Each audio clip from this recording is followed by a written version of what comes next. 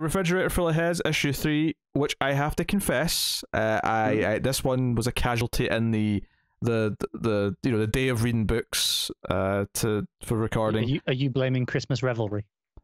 I'm blaming Christmas and Matt giving me 18 hours notice. That's the two things I'm blaming. So this issue is where everything starts to come together.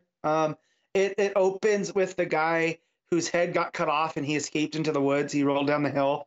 And yes, it's been his couple days. Hilarious scene, for just by the way. Yes. When you mentioned I thought you were going to make a Hill House joke, this has been him surviving through the woods as he's trying to roll, right? And he's praying to a god, and as he does, a deer shows up, and the deer manages to pick up his head through his earrings.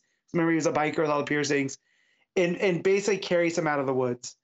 And the new sheriff visits the two main characters, notices that the truck looks like it's had some damage, so he asks if he's hit a deer and if he knows anything about the bikers' motorcycles that were laying off the side of the road down the street from where he's staying. And the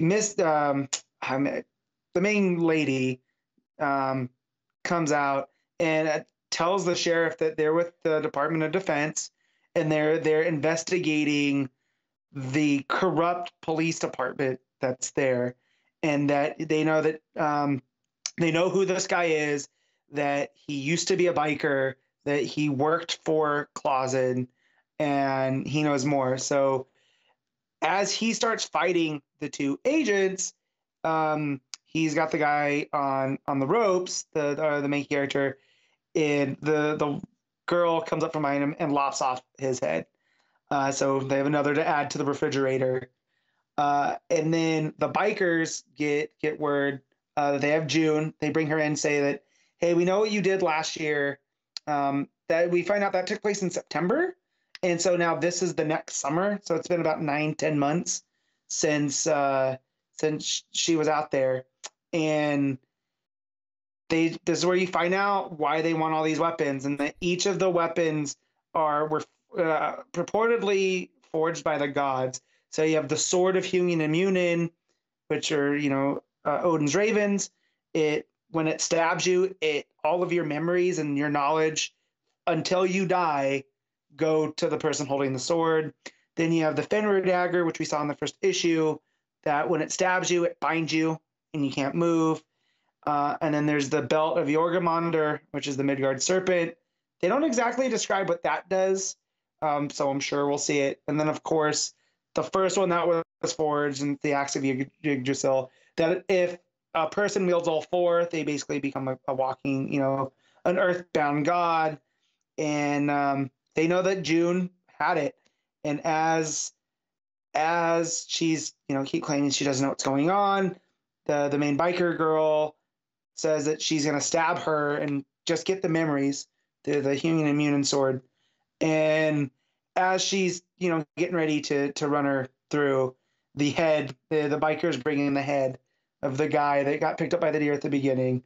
And he goes, oh, you'll never believe that guy that we chased down, they have the axe. That's why I'm this way. And, she gets the bikers together and they go to head for what looks like a standoff at the boathouse where the shark head and the refrigerator full of heads is. This is just perfect. Like, we've talked how this is a kind of it's not a perfect sequel, but it's in that way that 80 sequels tend to be a little bit different than the original movie. If this were a movie, it's the first one was a very. I'm trying to think. So obviously the first one was very Jaws inspired. There was a lot of Jaws references, a lot of Jaws homages and stuff. This is kind of like you take that and you mix it with some Evil Dead style humor. Yeah. And you get almost Evil Dead in that way, right? Where you go from Evil Dead to Army of Darkness, where they're the same vibe, but different tone, right? And because here you're still getting heads lopped off, but it's not this gritty crime. Everything's kind of up front. It definitely leans more into the B movie plot of things, to where now we're gonna have these bikers standing off with and all I could think of was Friday the 13th. Was it part 2 with the bikers? No, 3. That's 3.